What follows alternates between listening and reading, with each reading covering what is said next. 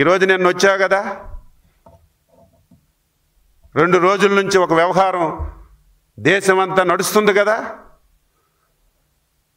తెలుగువారు నేపాల్లో అక్కడున్న పరిస్థితులు బట్టి అక్కడ ఇరుక్కున్నారు, ప్రాణాలు గుప్పిట్లో పెట్టుకొని భయాందోళన చెందుతున్నారు. మేము రాగలమా రాగలమా రాగలమని. దీన్ని బాధ్యత కలిగినటువంటి వ్యక్తులుగా, ప్రజలంటే ప్రేమ అభిమానం ఉన్నటువంటి వ్యక్తులుగా, తెలుగువాడు ఎక్కడున్నా సరే వాడిని రక్షించాలని ఒక ఆశయంతో పనిచేస్తున్నటువంటి పార్టీగా నిన్న తెలిసినటువంటి 2 నిమిషాల్లోనే నిన్న బ్రహ్మాండమైనటువంటి సభ పెట్టుకున్నాం. నభూతో నభవిష్యత్ అన్నట్టుగా మా యువ నాయకుడు ఆ సభకు రావాలి, చీఫ్ గెస్ట్గా, 2వ చీఫ్ గెస్ట్గా మాట్లాడాలి. ఆ అవకాశాన్ని ఎవరు వదులుకోరు.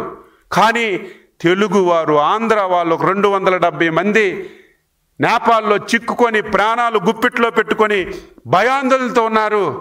నా బాధ్యత అది కాదు, ఇక్కడుండి వాళ్ళకి రక్షించాలని నిర్ణయం తీసుకొని నిన్న ఉదయం నుంచి 48 గంటలైంది అదే పని చేస్తున్నాడు, రాత్రింబవళ్ళు. That is leader, that is నాయకుడు. కనీసం ప్రతిపక్ష నాయకుడని అడుగుతున్నావే, 5 సంవత్సరాలు ఒక ముఖ్యమంత్రిగా వెలగబెట్టావే, ఒక రాజకీయ పార్టీకి అధ్యక్షుడిగా ఉన్నావే, కనీసం రాజకీయాలు పక్కన పెట్టు, కనీసం మానవుడుగా ఒక మనిషిగా ఇంత జరుగుతుంటే దాని మీద ఒక్క మాట కూడా మాట్లాడినటువంటి నువ్వు ఈ రాష్ట్రానికి వచ్చి ఒక పార్టీ పెట్టి మమ్మల్ని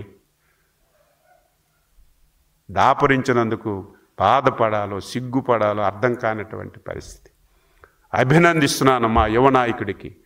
ఆ రోజు ఉత్తరాఖండ్లో ప్రళయం వస్తే చేతుల్లో ఒక పైసా లేకపోయినా ప్రతిపక్షంలో ఉన్న మనసుంది, తెలుగువాడికి కాపాడాలని ఆలోచన నుండి 10 మందికి కూడబెట్టి ఆ రోజు చంద్రబాబు నాయుడు గారు ఉత్తరాఖండ్ వరదల్లో చిక్కున్నటువంటి తెలుగువారికి సొంత డబ్బులు కూడబెట్టి విమానాలు పెట్టి తీసుకొచ్చి వెళ్ళి ఎయిర్పోర్ట్లో దించి ఇంటి వరకు పంపించాం.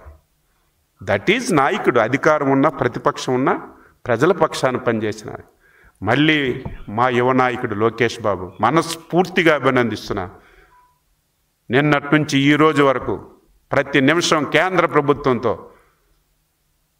విదేశీ వ్యవహారాల్లో ఉన్నటువంటి నాయకులతో, అధికారులతో మాట్లాడి ఈరోజు 200 మందికి విమానం ఎక్కించి ఇంకో గంటో గడియకో తిరుపతిలో విశాఖపట్నంలో ల్యాండ్ అవుతున్నారు. మా అమ్మల్ని అందరినీ ఆదేశించారు. ఇదేదో విమానం ఎక్కి తెచ్చి విశాఖపట్నంలో దించడం కాదు, తిరుపతిలో దించడం కాదు. ఎన్డీఏ నాయకులందరూ వెళ్ళండి, స్వాగతం పలకండి, తీసుకురండి, వెహికల్స్ పెట్టండి, వాళ్ళ ఇంట్లో జాగ్రత్తగా దించండి అని మాకు ఆదేశించినటువంటి నాయకుడు మా లోకేష్. That is leader.